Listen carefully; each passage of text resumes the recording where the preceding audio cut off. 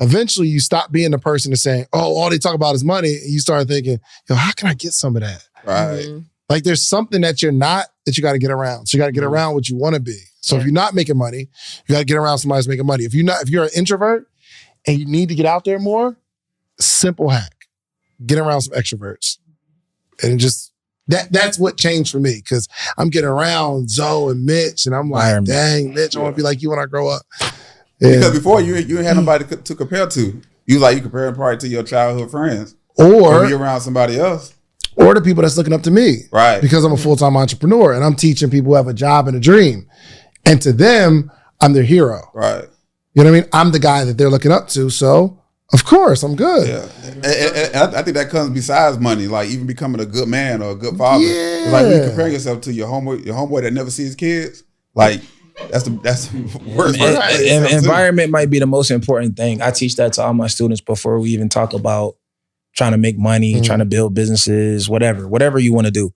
But your environment is going to dictate your mindset. If I put anybody in here in the jungle, your mindset is going to change. If I put you in a jail, your mindset is going to change. If I put you around people who are winning constantly, all they do is win, you're going to start winning. It's just by default. You get you use the analogy about the accent from down south to up north.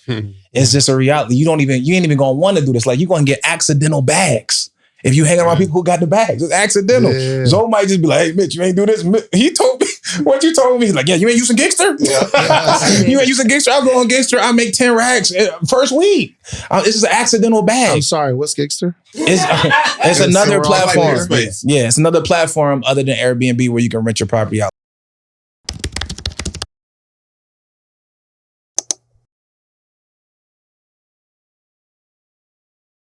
We're here. Social Proof, we're back. Just wanted to have a discussion with my friends, man. I don't like the topic. I don't like what's going on, man, because I think people execute on free stuff. Don't you like a good free webinar? You like a good free ebook or something, right? But I'm talking to Mitch, and he seems to think that people, you have to charge people for them to pay attention. Mm-hmm. I don't know, Mitch. Not only charge, but also to execute on information. Because if they pay, not only do they pay attention, it's just like getting a free haircut. You never want to be cool with the barber enough to where you say, hey man, Mitch, from now on you get free haircuts. Why? Because you get free service too. Because think about it like this. If Dave come in, Charles come in, and they want to get their haircut and they paying, who gonna get the haircut first? Person paying. Exactly. So I got free cuts. Hey man, I got an appointment. I got to fly to the airport. I'm about to go out here and travel, do whatever I got to do. What's up with the haircut? He like, oh yeah, nah, I got Dave first. I got Charles first. So not only is the person giving the information not going to give you the information that you would get if you paid, also on the flip side of it, if I don't pay for the haircut, what type of, what am I saying about myself and what am I saying about my abilities to continue? You feel me? That's real. Dior, what say you? So with me, I think when it comes to free information, like going through a course, most people don't go through courses at all. When you pay for it too as well, they really don't go through it. And especially when it comes to free information, they really don't take advantage of it either. When it comes so you think if you pay, it's the same as if it's free? Kind of, sort of. It's based off the execution. Has anybody ever gave you a free ebook before? Yeah. Did you take it? I took it, but did I execute on some of it? Some ebooks, yes, and some ebooks, no. But I've also paid for courses and then opened them joints. This is true. I've been there, right? So I think it maybe has to do with human beings. I don't know. I think it's a mindset thing, like she said, execute. I think if you really want it, you're gonna get it because somebody can give you something free, a free car. I'm gonna take care of it like I paid for it.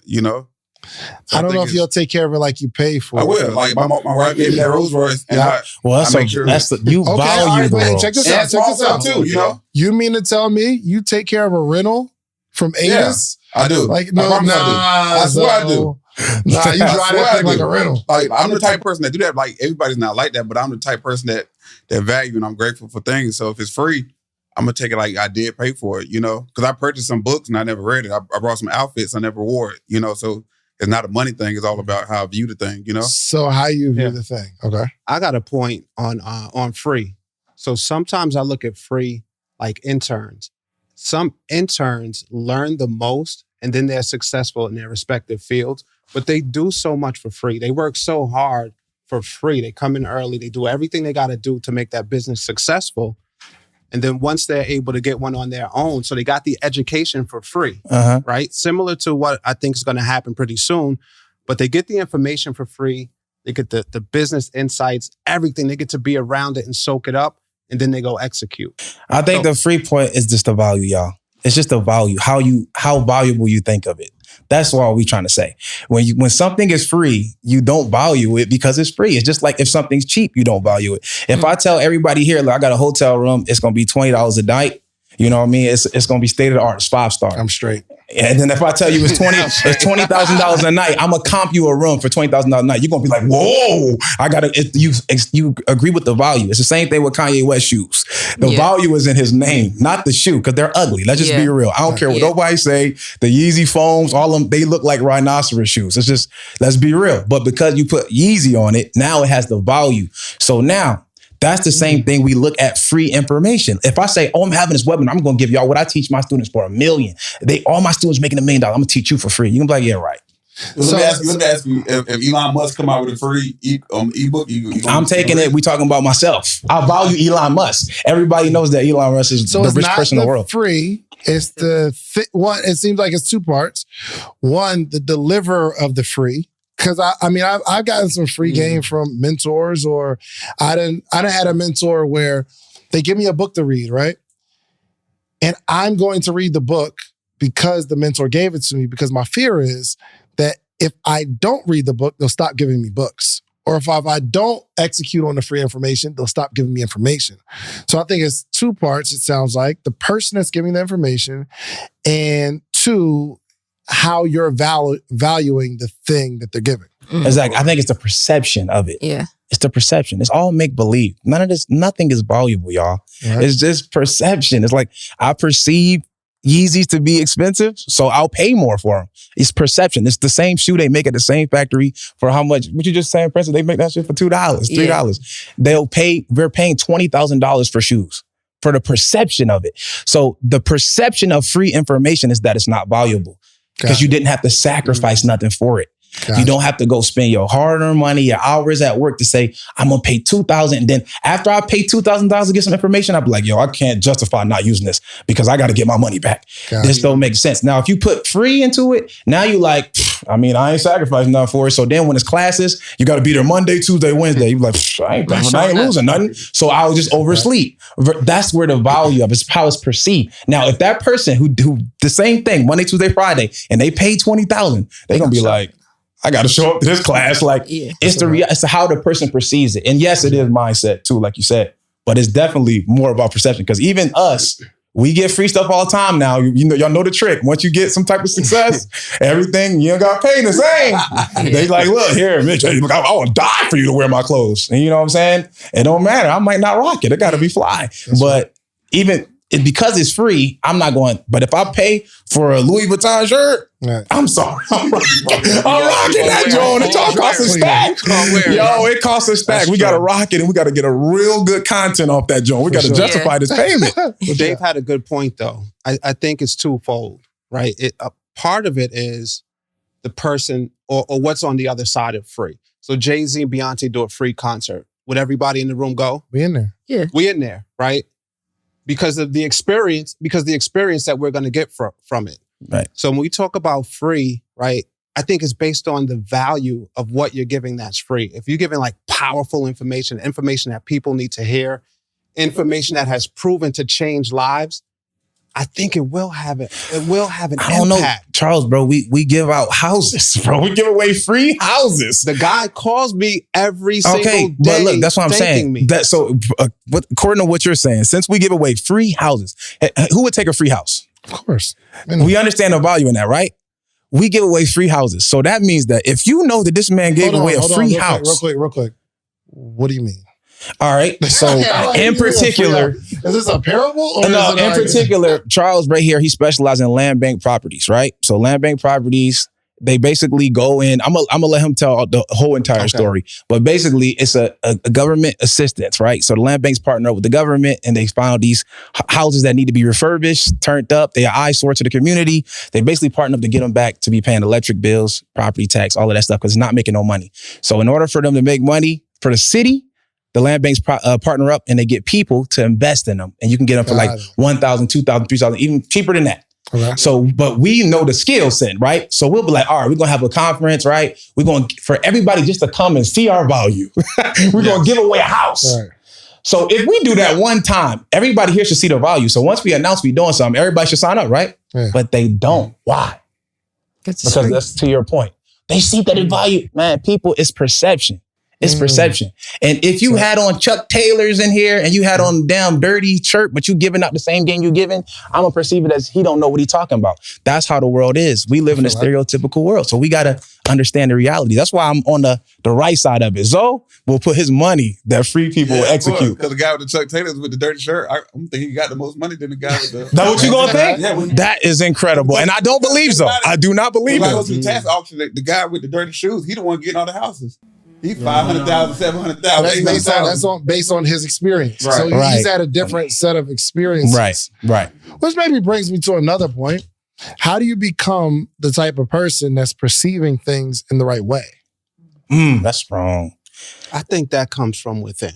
Right. I think like that's already in people. Think so? Because of what I do, I got like two subsets of people, right? So there's people that sign up for what I do, sign up for mentorship courses and don't take action. And then a story that we recently discussed is a guy who saved up pennies and nickels in a five-gallon water jug. He did everything he could to buy this property. He laid them out. He counted them in front of us. He sent me these videos and everything. And he took the information that I gave him. And it was a 3-day challenge. The 3-day challenge was Mitch's idea. Mm-hmm. Right. So I have a 6-week program, and it usually takes about 4 weeks before somebody buys a property. But Mitch and I always talk about the success. And he's like, Charles, I think people can do it in 3 days. Mm-hmm. Right. So we did the 3-day challenge. And this guy, like day one, we knew he was an executor from his level of interaction with the program, his note taking, his questions. Right. You can tell certain people digest information differently. They process it differently. And some people, even the masterclass we did, we knew who was going to execute, right? We already knew how many people were going to take advantage of an offer that we made at the end of the masterclass. So I think free versus not free, I don't know.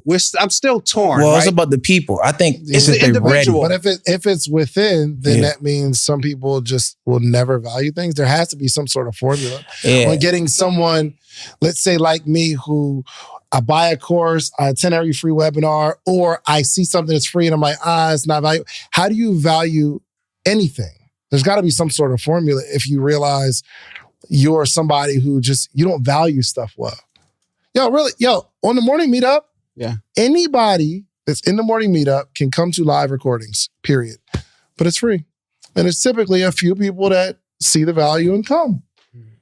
But if I was charging, if I was like, y'all get to come to the live recording, like none of these people paid. They're just in the morning meetup. I talked about it this morning, like, pull up.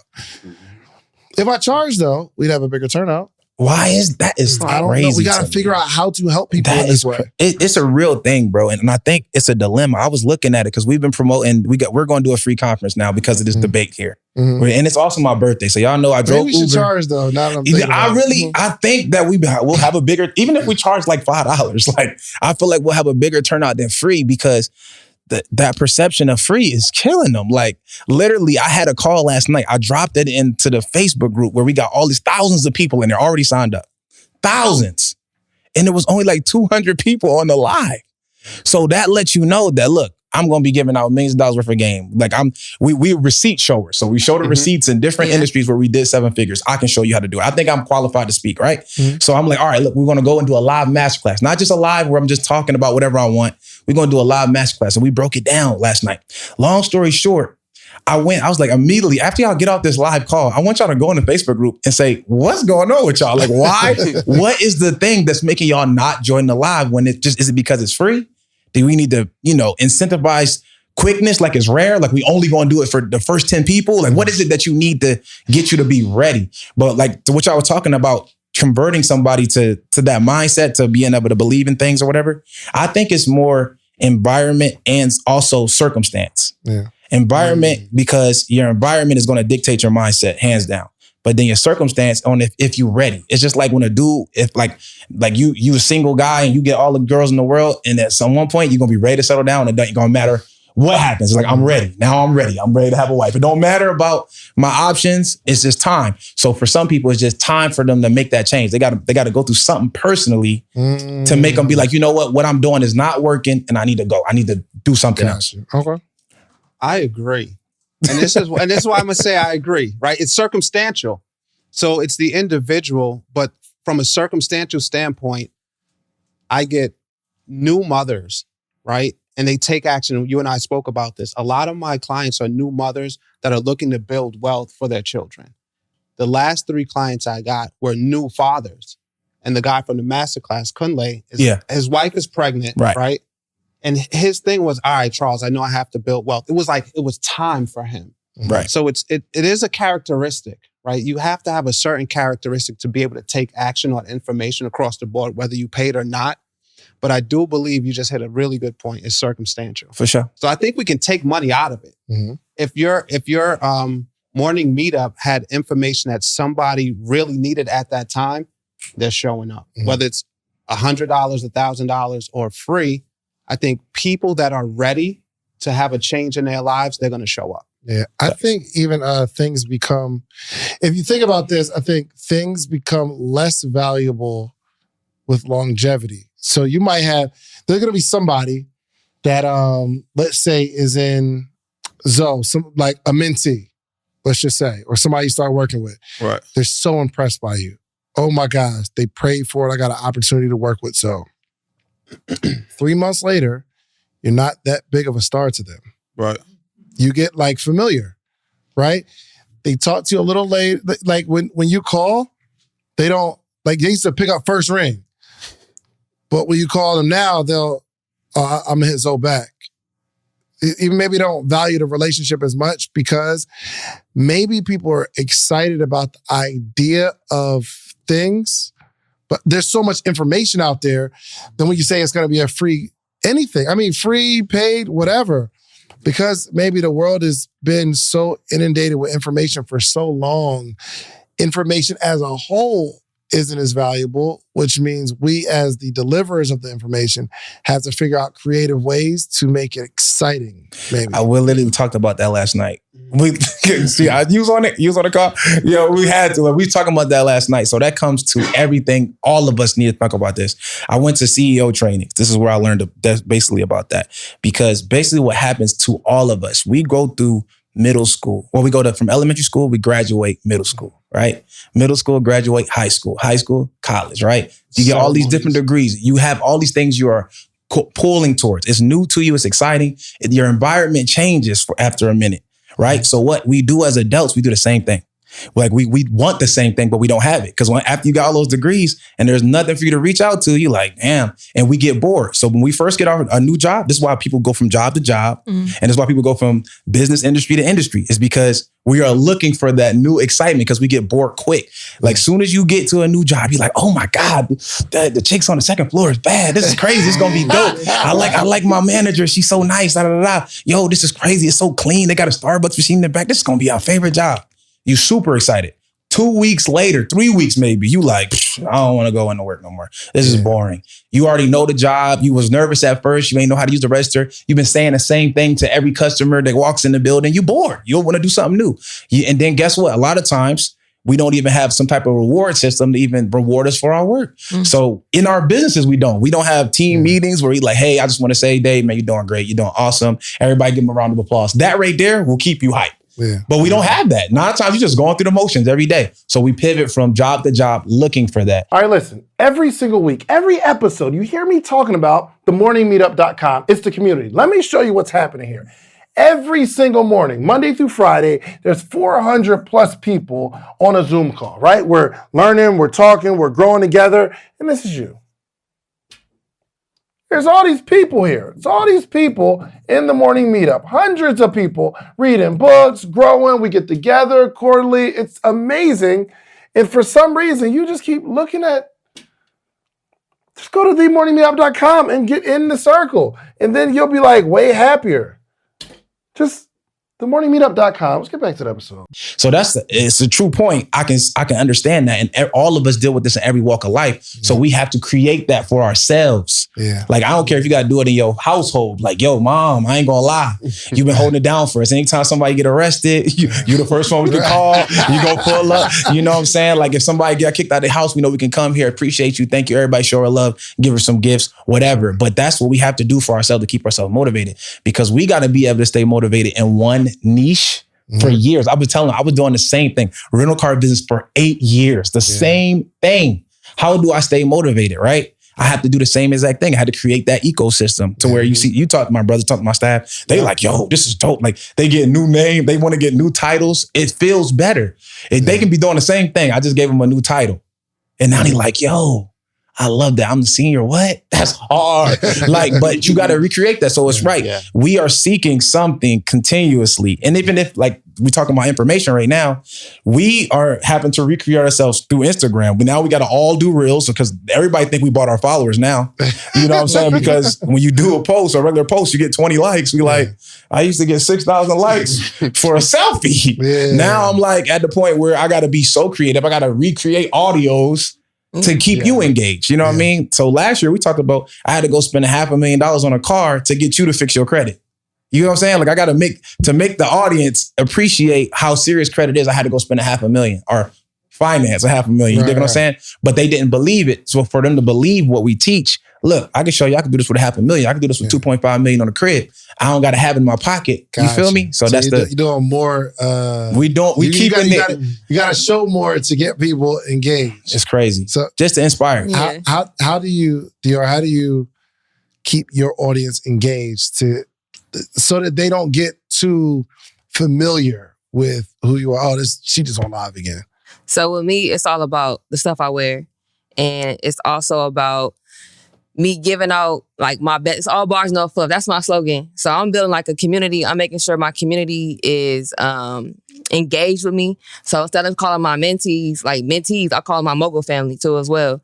And then also, if I go on live and I have no chain and my hair is messed up, they probably not gonna like engage with me. But if I get on live with if I'm playing Nipsey Hussle and I get on live with my chain and I show that I'm from LA, I'm being authentic with my followers and stuff like that, and I'm asking them questions, getting to know them too as well while I'm on live, then I'm getting a lot of engagement, and I'm allowing them to get to know me, and I'm allowing them to like share my posts and stuff too as well. So I've seen if you make impactful information, motivation, and also controversial too as well, where you got them talking in them comments, then they really gonna rock with you and they really gonna share the information that you have too as well. Gotcha. So you don't really do a whole lot of social media stuff, right?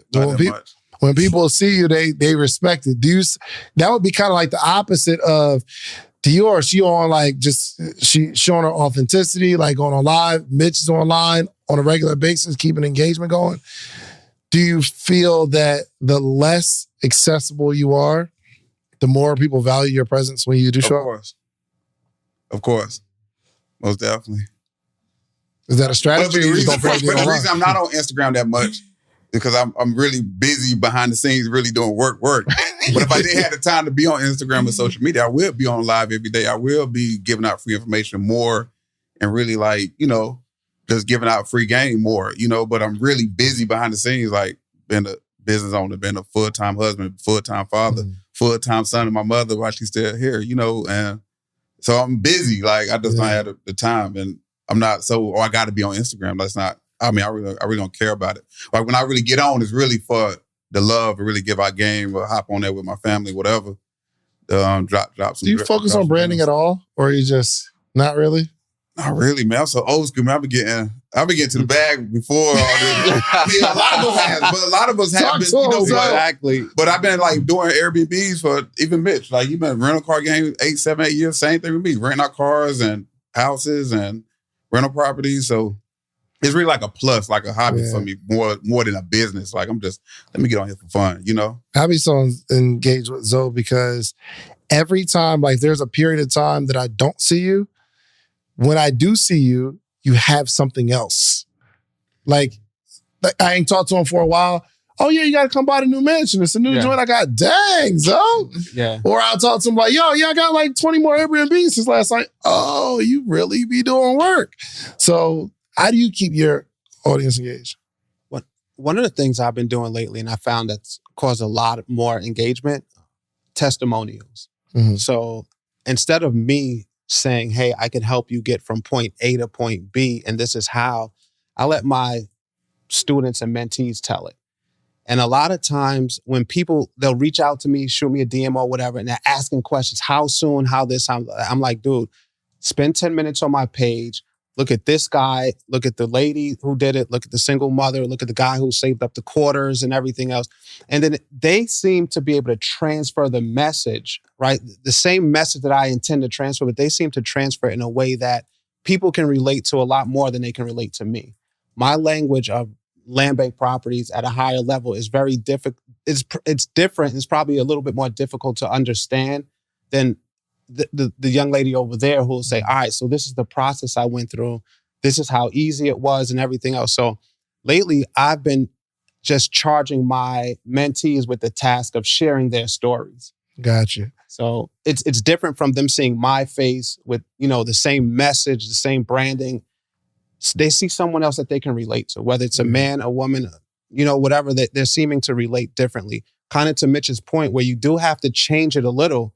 So the mindset or the thought process behind that was, if it's a different face, right, from different parts of the country, saying the same thing, it's going to resonate differently with different people. Yeah. I want to know, how do we get the most out? Like, even if someone becomes a student of y'all's, right? Mitch, you're really good at getting results from people, right? So anybody here in a mastermind, or you're a student of some sort of program or something, there's a difference between the people who get results and the people who don't. Facts.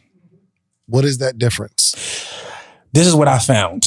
The people that when I offer something, the ones who jump on it immediate, they're the ones who are ready. Mm-hmm. That's what I found. It's going to be a lot of people. You might have to see me talking about it 7-8 times. That person, they might get it, they might not. But the person who jump on it as soon as they see it, 9 times out of 10, that's going to be my 5%ers in the group. And they're going to be the first one interacting. They're going to be the first one showing they step of the journey. And that's what I've been able to see. So, yeah. What do you think the most valuable trait is that somebody has to? I think everybody wants to execute on something, right? But I can give you some, you done got some information, right? You'll execute on all of it, right? So, how do we get someone to execute on their? It's not that we don't want to execute, and I'm in the same boat. I got a bunch of game from people, and some things I just don't execute on. How do you get people to execute on it? What I do is I'm very clear with my messaging to my mentees and my students. I think why I get a lot of testimonials is because I turn people away. I think that's why. I say no probably to more money than anybody. I don't know. But I'm talking about 5,000, 10,000, don't matter. Whatever it is I'm promoting at the time. I say no because I ask everybody what they're doing. When they're trying to sign up, I say, all right, what do you want to do? They say, oh, I'm interested in this, this, and this. And I say, what are you doing right now? And they say, oh, I'm Dave Shands. I'm in his mentorship. I got follow so to go. I'm in his mentorship. I'm in Neo. Everybody. All right. So that means that your issue will never be that you don't have any information. Yeah. Your issue is going to be your mental. Because right now you can't focus on anything. Mm-hmm. And you told me a great the focus versus balance thing. And that was everything. I love talking about that. But either way, because it's literally people cannot focus on one thing at a time. And that's really what takes you to financial freedom. You can try to scale 8 businesses at once. Won't happen. You can't even we can't scale 2 things. We can't even do 2 things at once. It's try to do crunches while you do push-ups. Try it. How many people try to do it in their head just now? You know what I mean? Try to do jumping jacks and push-ups at the same time. You can't. So that's the same thing it is with business. So what I do is I identify what they really want. And I'll be like, am I the messenger that you could take the good and the bad messages from? Yeah. Because that's all it's about. They got to buy into it. We got the right information. But the problem is, did I buy into what you said? You said it, yeah, it could be done, but I don't really.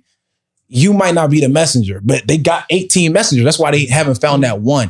Find somebody coming back from where you trying to go. Find one And then if you got that person can give you the tough message, like, yo, you are dropping the ball. Yeah. Like, you doing too much, stop now. And then if I say that to you and I'm the messenger, you're going to stop. Yeah, for sure. You're going to get out of all of these joints and you're going to focus on one thing. And then I show them a blueprint, an actionable step blueprint on how to actually be profitable. I'll be like, what is it that you want to make? I got a blueprint for every bracket. I'm like, if you want to get to the millions, I can show you how to do that. And you can do it, but you got to focus on just doing this. Yeah. You know what I'm saying? Dior, were you always an executor? Were you always like, yo, I get some information, execute on it? No, so I was going to go back to Mitch when you said that. Like, people hoard information because they want to get everybody's mentorship because they think they missing out on something, right? And I get that from my mentees all the time. They'll get information from me and they'll get confused because they heard other information from somebody else. So it's like, I need to be like direct mentor. And I remember that used to be me when I was working at my job trying to figure out how can I make 6 figures consistently in my business. And I was hoarding too much information. I was everywhere trying to build too many businesses. So when I focused on one business, when I got fired from my job, I made 6 figures in 60 days based off me just focusing on my credit repair business and my digital products to help change other people's lives. So when you focus on one thing, then you can go out and scale other businesses too as well. But you can't, we hoard so much information that we take it in and we're like, we don't know where to go. We don't know how to execute it. But once we sit down and think about it and we execute for those, 5 to 8 months like I did, it just clicks. Do you know what, like, if there's a way you could describe what happened emotionally that allowed you to focus on something? Because everybody, I think, knows they should focus. And I know they know that if I was to lock in on something, put all my time, energy, and attention, focus on this one thing, it will grow. But is there something that clicked for you that you can describe emotionally, physically? I know what happened with me. I was in a relationship. And I got out of that relationship. And then I was able to focus full throttle on what I had to do. It was the relationship. Because I remember working at the jail, being in a relationship, quitting from the jail, and then being in a relationship, and then having opportunities, but I would always have to think about my partner before I can take the opportunity. They would make me feel bad for going to meeting people. I'd be like, I'm about to go over here to this. It's all fellas. Like, I'm about to go over here and meet with them. They doing some, this is when I'm meeting Neo and them for the first time. I'll just say that. I'm like, I'm about to go meet Neo. And he's like, yo, you come by yourself. It's about to be me, Marcus, whatever. I'm like, oh yeah, bet, cool. I'm like, hey, I'm about to go to this meeting. She like, oh, I can't go to it. Da, da, da, da. So I'm like, let me get in good first and then bring you in. So those type of situations. But me letting go of that. Anybody triggered? No, it be real. So a lot of time, one thing I really found out, because I knew that I had it. I feel like I knew I was driving. I quit, and even when I was with her, I was driving Uber. I'm making $2,800 a month. I'm at $2,800 a week. I'm doing good. I'm like, damn, I'm eating. If I figure this out, I can make some money. I start renting out one car with the Uber game. I'm making like $10K. I'm like, I gotta figure this out. And this girl is literally telling me, yo, you think you're making money, but you're not. Like, literally in my ear. And then I was like, and then I got out the relationship. And when I tell y'all how quick I propelled, it was crazy. And I already knew that I wanted to do it, but I wasn't executing on everything because I was worried about how they would feel about me doing what I wanted to do. And that's when I made that decision, I was like, boop, boop, got up out of there. What changed? I want to get Dior's answer too. Like, what changed? What changed with me, I think, I wanted to get out of my situation where I was at. Like, working 9 to 5, like it's a whole bunch of people who work a 9 to 5. You're in a rat race, you're depressed, you're stressed out. So I know I wanted more for myself. And then what clicked for me is having accountability partners too as well. Mm-hmm. So once I have the right circle around me, making sure, my friends are holding me accountable to my goals and making sure my goals have deadlines too as well, and I'm writing them down. That will help. That's what helped me go to the next level too as well. So if you have that environment and friends that are helping you go to the next level, because a lot of us don't have support system. That's everybody's excuse as an entrepreneur. I don't have my friends and family supporting me. It doesn't matter. That's why we go to networking events. That's why we show up to your event all the time to meet new people. That's why we invest in masterminds so we can meet new people, so we can get around that environment to help our businesses, scale. Environment is huge. Charles, what changed, man? One of the things that I'm noticing, what you said earlier, is circumstance, right? It was the loss of a job, right? It was a change in a relationship. And for me, what really drove me to be an executor in my particular field, I'm going to say COVID hit, right? And I started to evaluate my real estate portfolio. I had properties in Michigan, and then I had properties in New York. The properties in Michigan, the debt-free properties I had in Michigan, that portfolio was outperforming the portfolio I had in New York. And I owed maybe $2.7 million in real estate in New York. That really drove me. And then I think about my kids a lot, right? And them inheriting my portfolio. To maintain the portfolio in New York, it just takes a lot of work. Yeah. Right? It's a lot of excuses. It's high stakes. The mortgages are fairly high at $8,000 on each property. So it's a challenge. And I knew my kids wouldn't be able to do it, right? I talk a lot about my oldest son. He's lazy, right? So I'm like, I had to create something from a legacy standpoint, from a wealth standpoint. So when I really got wind of land bank properties, I just reversed the math of what it would cost to actually live in my neighborhood where I live now. I have a brownstone in downtown Brooklyn, and the prices just continue to rise. So in my mind, I'm thinking this. Charles, you real rich? At what level? Right. Brownstone, New York? What we doing? Yeah. All right, keep going. I don't know how to answer that. In this group, right? In this room, that answer is different for everybody, right? So I would say, like, I've always been focused. Right. And I think I'm different from the average individual in New York because I really think long term. Right. A lot of stuff I do versus what I would say my circle does. I don't go out as much as they do. I don't hang out. Sometimes I post. I may take a vacation and travel, but I may go there just to focus and really lock in on what I'm doing. And a part of the reason the 3-day challenge that Mitch and I did, I think was successful. Because I just took myself out of my home environment where I'm super busy. I went to, I think, Turks and Caicos, locked myself in. And I posted some of the work I was doing like Friday night, Saturday morning. I was just like brainstorming articles to just share and give this valuable information. And it's really one of the things that changed the trajectory from events that I've done before to that particular event. But back to my circumstance, right? I really just thinking of like legacy, right? It's my responsibility. I internalize it to the sense that I want my kids to not have the struggles that I had. And like the value of real estate, the price of real estate in New York is so high.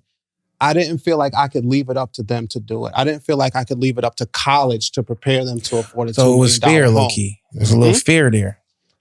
He was like, I'm worried. Concerned. Yeah. I like to consider myself fearless because I could when I get information, I'm going to execute on it, right? Mitch has given me information. You always been like that? At least I could say like 14, 15 years old. Dang.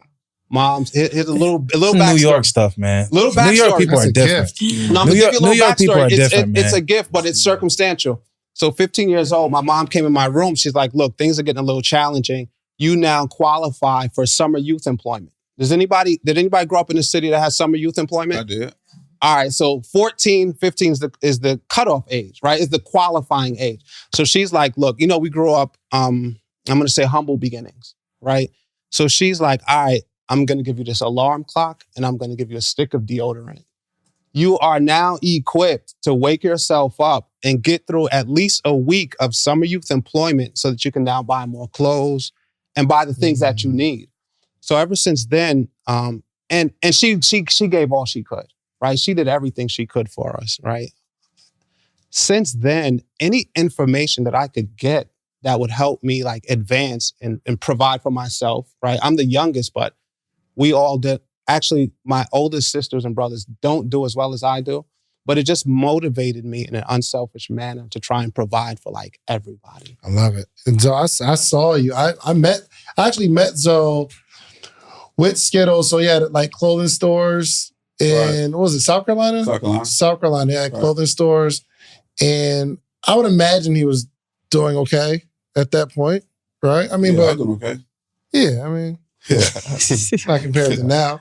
But what turned it up? What changed for you? Listen, if I was going to teach you how to make $1 million, would you give me 10,000?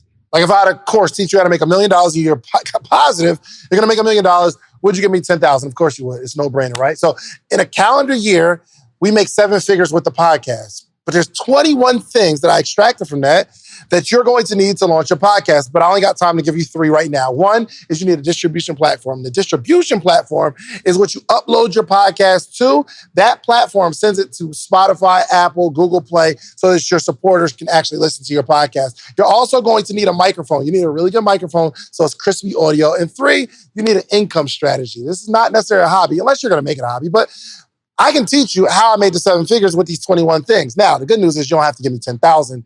My ebook is only $37, okay? So listen, go to podcastebook.com and get the 21 things that you need. And I can explain it in detail, all the things that you need, okay? Podcastebook.com. Let's get to the episode. I mean, mine's really like the opposite of Mitch. Like, you know, he elevated when he got out of the relationship. But when I got a relationship with my wife, my girlfriend, then I was able to elevate a whole lot more. You know, so it does matter about your environment, the people you surround yourself with, because they can help you see things a whole lot further, or they can either stop you from seeing the things that's right in front of your face. You know, so we're gonna pull that clip and you gonna share that, right? Everybody gonna share what they boo, like, hey. So being around the right person. Right, that can understand my mindset, and that can help me elevate where I'm going at, and vice versa. We was able to help each other. So, you know, being in a relationship does matter if you went with the right person or the wrong person. But my wife was able to help me. What was it? Did she show you a different level of money? Hold on. First off, was she making more money than you at one point? One point, she's making more money. I'm keeping real. One point. I'm keeping real. You know what I mean? No, when we first met, even when we got married, I'm be keeping real. Like I made more money. Like I made my wife get a prenup and everything. Like, cause I had more money. I had more real estate. Really? Yeah, cause I had like $1 million worth of property, rental properties. So it's like I had to protect my asset because my wife didn't have that. But at one point, my wife turned up on one of her businesses and started making more money, like active money. Like I still had my real estate portfolio, but at one point in time, I felt like I ain't had to work because I was still making money in my sleep. God. You know? Hey, for a lot of us, we thought that was Skittles money, though. I ain't gonna lie to you. I mean, you heard people thought that because she was out there. Yeah, like, of course. So people look at the Kardashians, and people don't know, they probably think, oh, the Kardashians got all the money. Scott back in the days, he ain't got no money. Right. But there ain't no Scott family. Scott been coming for money. You know what I'm saying? But so the same thing about me. Like I was off Instagram, so they see my wife got all these followers on Instagram posts, and they gonna think like she got the bread. It's her money. So living off of her. You know, he is literally like the next door millionaire. Like the person just so regular. I mean, he's not regular when he pull up, but like if you just like meet him and you're talking to him, you're like, oh, so cool guy, but you have no idea all the stuff he got going on. It's crazy. I think my change came when I just started hanging around more money. So I think I was doing cool, but at some point, like for right now, most people is watching this. You would think you make $200,000, $300,000, $400,000 a year. That's up. And then the next plateau is like 500,000. Like imagine making $500,000 a year. It's like boom. But when you get around certain people who it becomes normal for them, and you always feel poor around them. You know what I mean? Like even if you make a few $100,000, it's not like you rich falling out of control. It's you good. You comfortable? Y'all want to hang out? I can hang out. Ain't no problem. You know what I mean? I can order what I want. I get shrimp on my chicken pasta. It's up. It's nothing. You fine. But you get around people where money is more important to them. It becomes a little more important to you because it just wasn't important to me, right? But you get around people who talk about money, and people say, "Oh, well, that's a bad thing." Well, I needed that. So for Neo, money is more important to him than it was for me. But if you get around that and all they talking about is money, eventually you stop being the person that's saying, oh, all they talk about is money. And you start thinking, yo, how can I get some of that? Right. Like there's something that you're not that you got to get around. So you got to get around what you want to be. So if you're not making money, you got to get around somebody who's making money. If you're an introvert and you need to get out there more, simple hack. Get around some extroverts. And just that's what changed for me because I'm getting around Zoe and Mitch and I'm like, dang, Mitch, I want to be like you when I grow up. Yeah. Because before you ain't had nobody to compare to. You comparing probably to your childhood friends. Or you're around somebody else. Or the people that's looking up to me. Right. Because I'm a full-time entrepreneur and I'm teaching people who have a job and a dream. And to them, I'm their hero. Right. You know what I mean? I'm the guy that they're looking up to. So Of course, I'm good. Yeah, and I think that comes besides money, like even becoming a good man or a good father. Yeah. It's like when you compare yourself to your homeboy that never sees his kids, like that's the worst. Environment might be the most important thing. I teach that to all my students before we even talk about trying to make money, trying to build businesses, whatever you want to do. But your environment is going to dictate your mindset. If I put anybody in here in the jungle, your mindset is going to change. If I put you in a jail, your mindset is going to change. If I put you around people who are winning constantly, all they do is win, you're going to start winning. It's just by default. You get like you use the analogy about the accent from down south to up north. It's just a reality. You ain't even gonna want to do this. Like you're gonna get accidental bags. If you hang around people who got the bags, it's accidental. Yeah. Zoe might just be like, hey, Mitch, you ain't do this. He told me what you told me. He's like, yeah, you ain't using Gangster? You ain't using Gangster? I'll go on Gangster. I make 10 racks first week. It's just an accidental bag. I'm sorry, what's Gigster? It's another platform. Like It's another platform other than Airbnb where you can rent your property out like hourly for like gigs. Yeah. So even in the studio, I could do Even that? this studio. Baby, they want to rent it for a baby shower. I ain't gonna lie. Vegan, Reese. a podcast. Look, it's I ain't happening gonna lie. now. It's happening by default. Right, now. accidental Hold on, hold on, bags. hold on, that Gigster, bro. Yeah, it come in regular conversation. But me, I ain't gonna lie. When it comes to this Airbnb rental car stuff, it ain't nobody harder than me and this boy right here. Yeah, that's a fact. Do the whole That's a fact. pandemic. Look, when I ain't gonna lie. We can't even say names. We was on a stage together though, together on a panel. And they was, Dave, you was yo. So Dave had asked somebody like, What panel was this? This I don't want to say. I don't want to give up the names. Let's just say it was a panel. Let's say I it was will there. come to you. You It'll was come to there. You I was was there. on. You was It'll hosting come the to you. panel. Why can't I? We did it why so can't many say their times name? that we won't get in trouble. So long story short, we was talking about this specific topic, and we was talking about during the pandemic, how did you hold it down when people wasn't traveling and all that? And this person like basically said they was using their reserves and things of that nature, which is what they probably did, which is dope for them. But and you know, when you got to play ball, so we're not going to be like, we was going crazy, like. But that's what me and Zoe look at each other. We like. Yo, we touched like 200 racks off that joint, like off Airbnb during the pandemic because we just had an alternative, like contrarian mindset. We literally was like, oh, we gonna run the play, like regardless of, because we had Atlanta was open, Miami was open, we run the plays there. That's just it. I'm trying to think of what panel this was. Exactly. You see, that's good.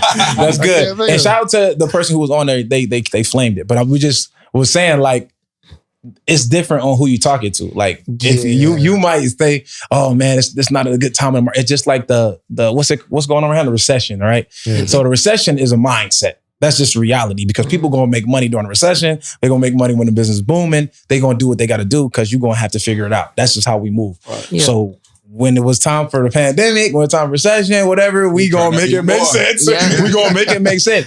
But that's the thing. But when it comes to this specific niche, if I put Zoe in the room, I feel 100% confident he could teach everybody how to make a lot of money with Airbnb, Peerspace, Splacer, Gigster, all of these sites that we use, VRBO, we don't leave them out. No, I'm just kidding. But we really do it. So it's just like, it's incredible to see that when there are people, even high level, that we know they not seeing us. Like when it comes to this arbitrage. Did y'all know y'all had something special coming up? Like people see us now, like, and these people are like up. I know before like when I'm working at the Cheesecake Factory, I really looked at successful people like they have something that I don't have.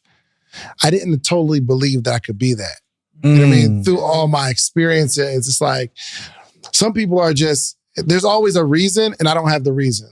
You know what I mean? Like, Dior, you're successful because you had somebody that was successful and they put you on. Or you're in a particular market and you could be successful in your market, but my industry is dead. You feel me? Yeah. But did y'all all know that you had something special? You knew you was going to be successful? Nah. I did. I always had that hunger in me. Like with school, I was selling candy and stuff. Even when I had my rental properties and I was like, okay, I'm cool. I ain't had to work like that. I found myself in a comfort zone. So I had to get out of my comfort zone, but really it was like a mindset thing. So even though I was like, okay, I'm cool. I can take care of my family. I was like, I need to do more. I want to take care of my wife now. I need to start getting my wife an allowance. I need to start taking care of my mom, buy her a dream car, a dream house, whatever it is.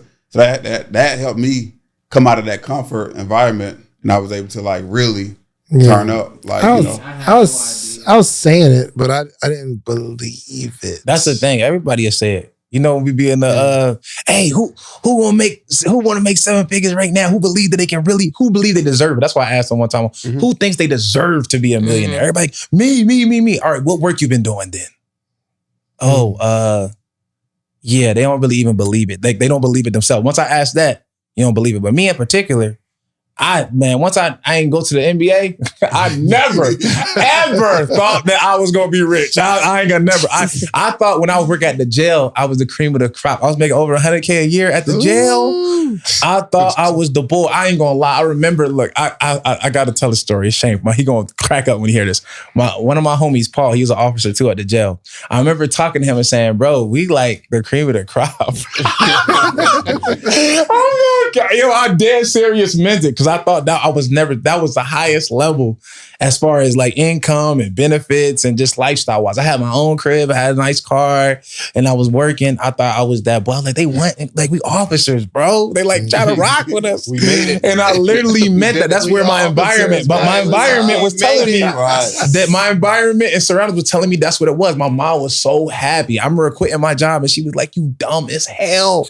Because like, yo, it was like from where I'm from, a government job is lit. Like, so I was like, after I didn't make it to the league, this is it. I done got where I was supposed to be. I could have been selling drugs. I could have been doing this, that, and the third, but I'm an officer.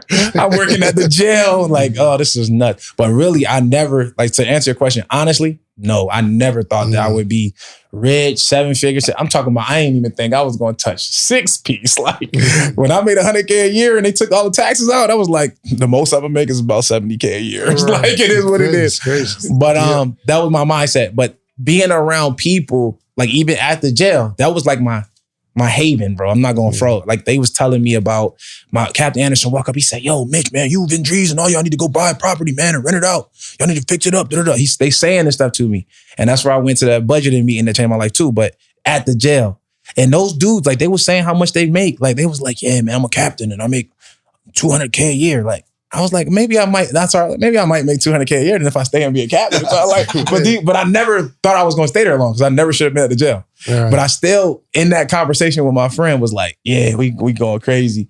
But yo, I knew I wasn't staying there for 30 years. Y'all stay here for 30 years? Like, yeah, man, back in my day, we used to have this place and that. I was like, yo, you been here for 30 years? I can't do it. Damn. Not in the jail. Dior, did you know you were special? I always knew I was special. I'm not gonna lie, because LA. I'm from LA, yeah. So in LA, so I'm around NBA players, NFL players, celebrities all day. They already have money, and then I have my family's big known in the music industry too as well. So I've been around a whole bunch of like top people. So just being around that environment instilled in me to have more, not have my family give me a handout, but had me work hard for it. So I did the regular, go to school, get a good job, college, all that type of stuff. My mom's been an entrepreneur all her life, but she never forced me to be an entrepreneur. I had to find it myself, So once I figured out my niche as far as like car rentals, and I started with bad credit, no money, and I found a way to leverage my NFL friends' cars to make $5,000 to $10,000 in my sleep, I knew I had a gift to be a millionaire from there, especially during COVID when in LA, we couldn't drive. We couldn't, nothing, no car rental. We couldn't do nothing. Everything was shut down. And I thought outside the box. That's why I call myself the queen of turning liabilities into asset. I literally start renting out my luxury items like Dior bags, Gucci. You started renting out your luxury items. To my friends that were doing YouTube photo shoots, all the type of stuff. I even rented out a Birkin bag for $5,000. You know what I mean? Because that's what they wanted. They was going on like dates and shooting videos. So I was just like, I have a closet full of stuff that I can make 6 figures on while I can't make money in car rentals, right? So I'm sorry, real quick. You rented out a Birkin for someone to go on a date? They want a date. And they needed. Is that the play? Like, yo, if I got a Birkin, that person knows I'm up too, and they'll really give me the bag. Yes, it was an exclusive Birkin though that nobody could get. But I went to go find it. I didn't have a Birkin. I can't afford a Birkin, but I went to go find this Birkin bag, and this lady paid me $5,000 to rent it out. So so I'm just thinking outside the box. I couldn't make money in car rental. She was trying to close a baller. She was closing a deal. She was trying to close a baller. She probably closed too. And so people don't think about that probably place. Paid that $5. You know what I mean? They probably paid that $5. So you got a closet full of 6 figures that you can make. You don't even think about renting it out.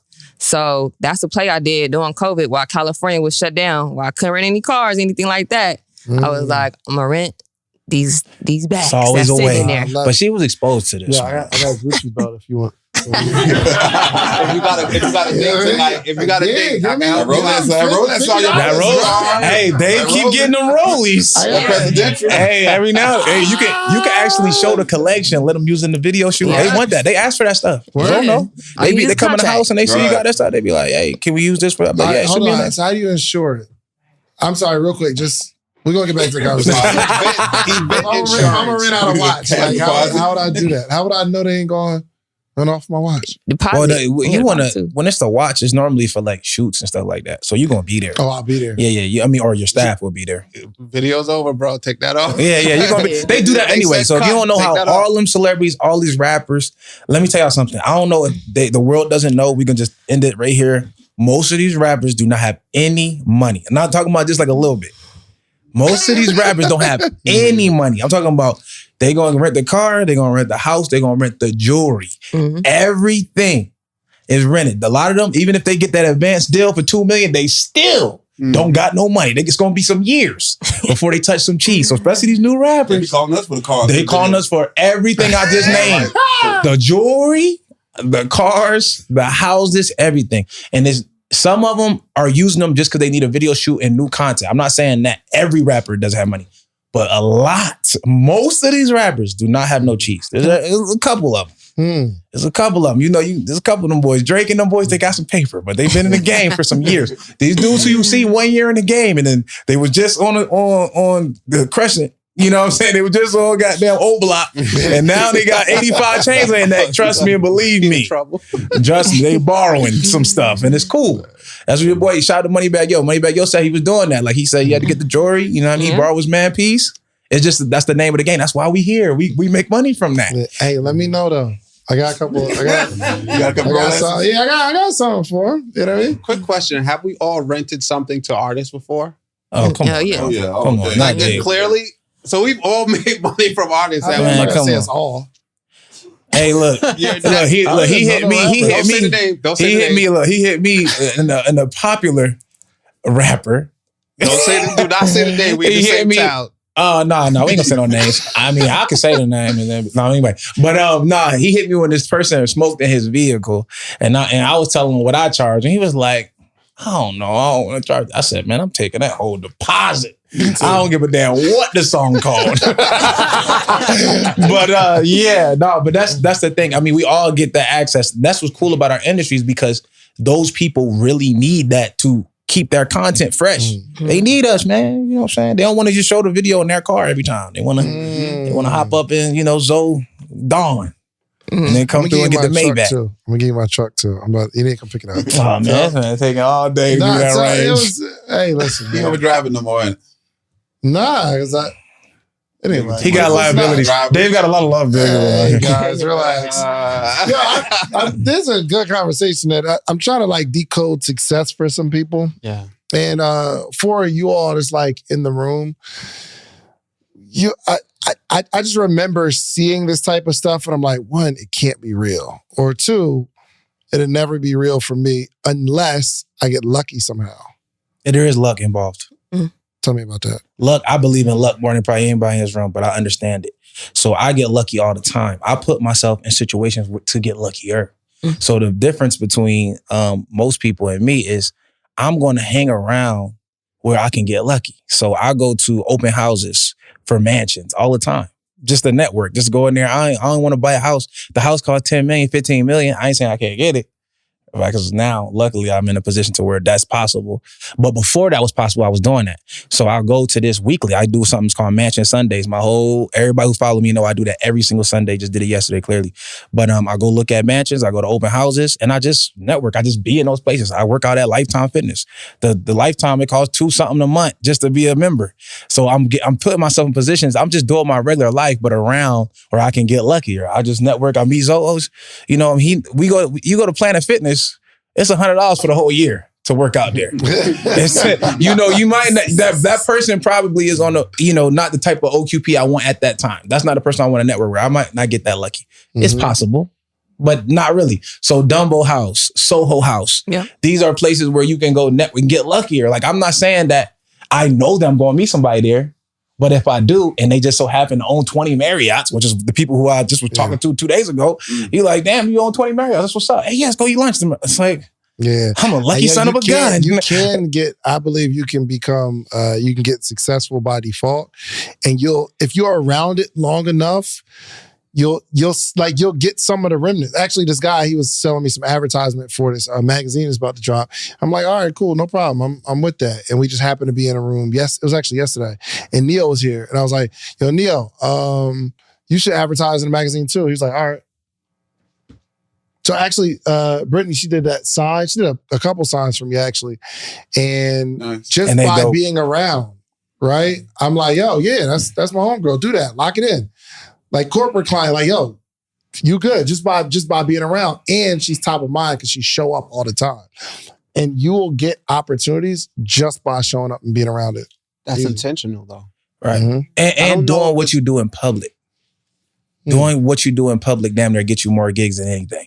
It could be anything. I could do a rental right in front of Phipps Plaza. I was like, meet me at Phipps. I'm gonna do the delivery right here. Yeah. All these people coming out of Phipps, they're like, yo, what you do? You rented it out? Yeah, I just rented it out. Oh, let me get your number, bro. I was looking for a renting man. They you know what I'm saying? It's just you doing it in public. Mm-hmm. If you're a photographer, have that joint around your neck, have a photo shoot right there. If you want to hire clients, go run high-end people be at. Yeah. Do it right there. Do a photo shoot in a lifetime. Go in the gym.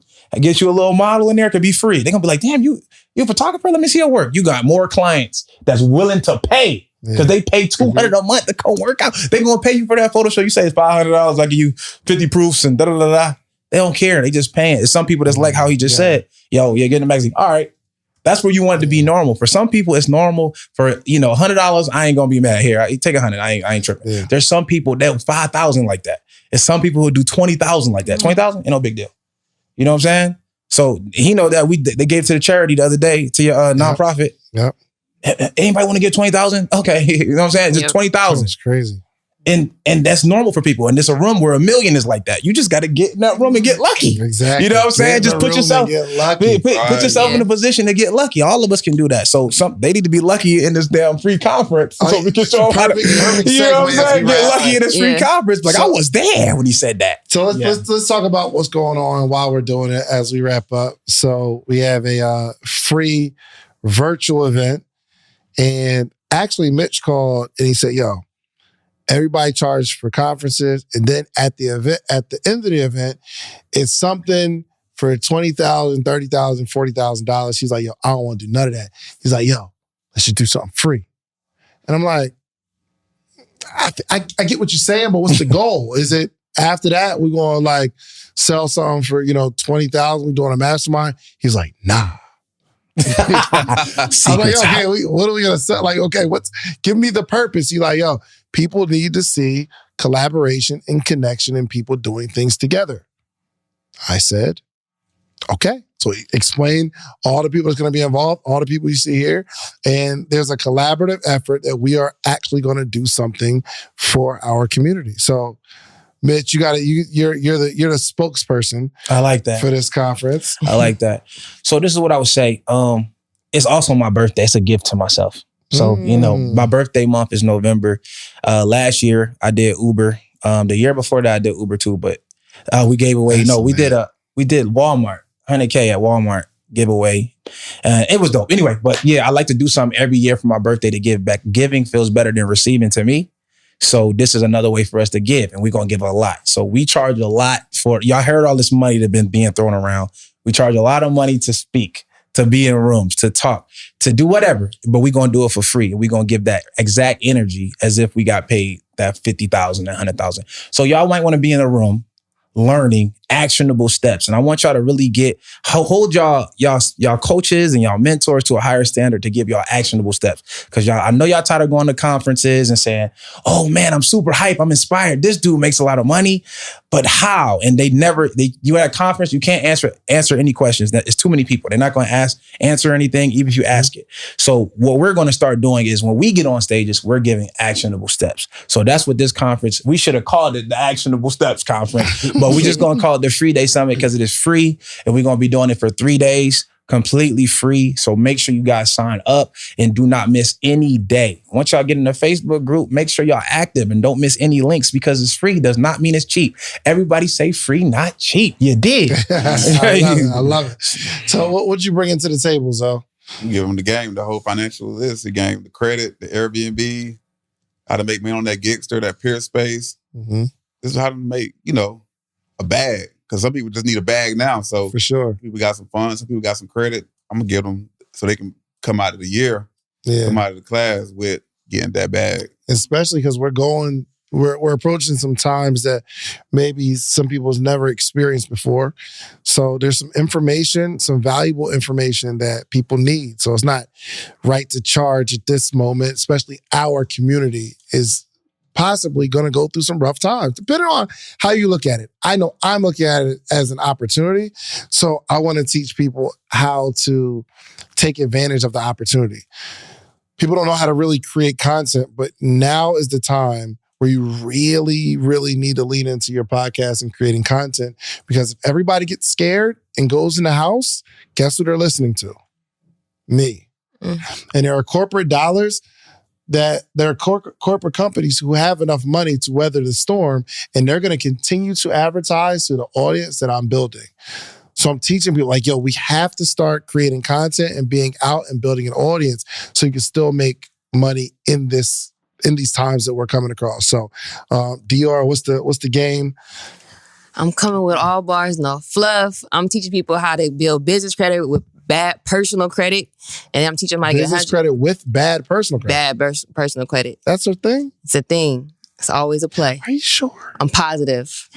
Because when you build up business credit, you can do no PG credit cards, no personal guarantee credit cards. Mm-hmm. So you don't even have to worry about your personal, you don't have to use your social security number when you're applying for business credit cards with the way you build up your net vendor accounts. And then also, if you have $10,000 plus in each bank account every single month of your last three bank statements, you can get lines of credit with a soft credit pull too as well. So I'm gonna teach you that game, teach you my 90-day funding sequence where you get $100K in funding, teach you my travel hacks, and then I might throw in there how to play about, the luxury, how to run out your luxury clothes too as well so you can get a bag. So it's a lot of big gems. I'm gonna keep it light because, Mitch told me to keep it light. So that's what I told you?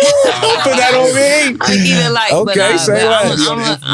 I'm gonna give some good gems. So make sure you're definitely signed up. Good. And where's it at? Where is it? How do they sign up? Oh, we'll have a link below. freedaysummit.com. Freeday Summit. We'll have a link below. Go to freedaysummit.com. I love it. Charles, come on. What's the game, man? I'm gonna give it away, man. I'm gonna teach people an entry-level point into real estate that's low cost and low risk.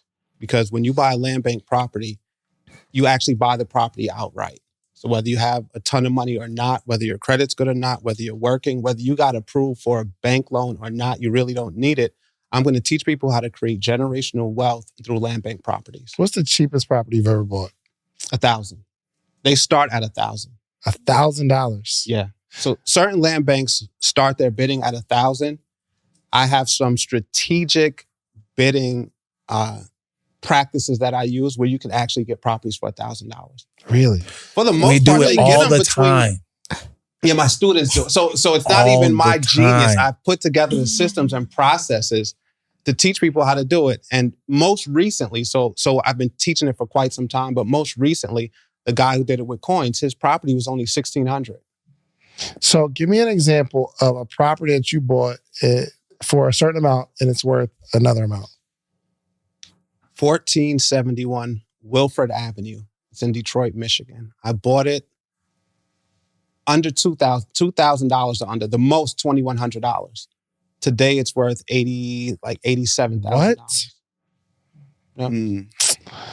All right, I'll be attending those 2 sessions for sure. I need to know that. Here's more. I'm going to actually show actionable steps on how you can research properties. I'm going to pull up some information from a land bank, like live information. I'm giving away some, Mitch, I know, but let's go. We're going to pull it up. We're going to pull up a listing from the land bank. I'm going to show people how you find the value of the properties and actually how to get them. I love it. Free. We say free, it's free of charge, but it's really our gift. It's our give back. So it's free for people to get the information, but we're all getting that gratification, right? Like when Zoe has his mentees call him and thank him and show him how much he made, and Mitch has it all the time on his stuff, how much his mentees and students made, and so does Dior. It's gratifying. Like some of my biggest, we talk about this on Friday, right? The biggest flex for probably everybody on this couch is not like a Rolls Royce. We all have them, right? It's not the Rolls Royces, right? It's not the Rolls Royces. By choice, though. By choice. By choice, Dave. Our biggest flex, right, Dave, and you can attest to this, is the success of our students and mentees. Reality. Yeah. I'm super proud of a guy who got wind of my ebook, fresh out of jail, bought a property. It's on my page. This guy still looks like he looks like day one out. Went to his closing, we filmed it. He took a ton of pictures. Super proud of that guy. Like, that's one of my biggest flexes. And it's not even so impactful. The guy with the coins, that's just gonna last forever. Like, I could repost that every morning over me, like in a Maybach or in some fancy place. That has become more important to me. So yeah, we're giving free, but we're also getting something out of it. Absolutely. Pouring into the community that needs it most. I love it. I don't have a Rolls Royce, just to clear it up. Okay, he said we all have it. By choice. I'm just a question asker. On his third or fourth. I just have a podcast, man. Mitch, close us out with a word of wisdom, man, and let everybody know again how they can be a part. I know I'm ready to get in there and start teaching. I'm ready to run. Man, I'm excited. I ain't even get to say what I'm gonna teach, but so what I'm gonna do is, and I'm gonna make sure everybody that's participating gives actionable steps. So when you leave this conference, you actually know what to do. It's very important to me that y'all actually have things that y'all can do, accomplish, and be successful at. So that's why we're having this conference. So y'all can be able to have y'all options, your freedoms y'all want. Y'all don't got to have a Rolls Royce. Don't got to have a mansion. You don't got to, you can have a studio for all I care, as long as it's the one you want. I know y'all tired of going to dealerships and they telling y'all got to put down $10,000 on 2008. I know y'all tired of that. Y'all want to have the option to get what you want. Tell them, I want this car. Young goes, well, we'll see what we can do. I hate that. When I go to a dealership, they still tell me that. So I end up buying 3 cars just because they be trying me. I got that from Shaq. Shaq got me doing stuff like that, but it won't be 3 Rolls Royces now. I'm not going to. But no, the same thing goes for apartments. I go try to apply for an apartment. They telling you that, hey, we'll see what we can get you. When you should always get what you want to get. If it's the house, the multifamily, if it's an apartment building, you should be able to get what you want. So that's what we want to show you, how to get what you want, not what we want. So if we can encourage y'all to do anything, is to execute on this information that we give y'all, because it really took us a long time, a lot of trials and tribulations and errors and falling on our face, getting back up to learn this stuff. So please don't take it lightly. Like I said, it's free, but it's not cheap. So make sure y'all go to Free Day Summit and make sure y'all turn up when y'all get in there. Go holler at everybody in the Facebook group. Let everybody know where y'all from and what's y'all goals for this conference, because we about to turn up. You dig? There it is, man. We can't close it out no better than that, man. Make sure you follow. Oh, let everybody know how to follow y'all real quick. Charles J. Nooonan, Instagram. Charles J. Nooonan? At Charles J. Nooonan. Okay. At Charles J. Nooonan on Instagram. Yeah. At it's Princess Dior. It's your boy Pushmanmitch. You did everywhere. At Mrs. Zoe the GOAT. All right, cool, man. Make sure y'all like, subscribe to this podcast, and go get you some social proof, meaning go build something, but come back to your community and teach them how you did it. You got to do a free day conference. You got to do a free day summit, just like us. Yeah, That's the only way our community grows. All right, we out here. Peace. Let's get it.